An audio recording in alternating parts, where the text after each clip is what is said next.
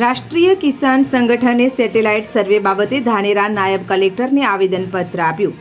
ત્યારે મગફળી ખેતરમાં હોવા છતાં સેટેલાઇટ સર્વેમાં ન આવતા ખેડૂતો છે મૂંઝવણમાં. મગફળી ટેકાના ભાવે ટોકન લીધા છતાં સાચા ખેડૂતોને થઈ રહ્યો છે અન્યાય.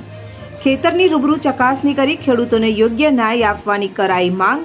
ત્યારે સેટેલાઇટ સર્વેમાં ખેતરના સર્વે નંબર પણ ગોટાળા થયા હોવાના કારણે ખેડૂતો છે પરેશાન. ધાનેરામાં મગફળી માટે 18,000 ખેડૂતોએ નોંધણી કરાવી છે, જેમાં 3,100 ખેડૂતોને સેટેલાઇટ સર્વેમાં થયો છે અન્યાય. આવેદનપત્ર આપી સાચા ખેડૂતોને ન્યાય આપવાની લેખિત અને મૌખિક કરાઈ રજૂઆત.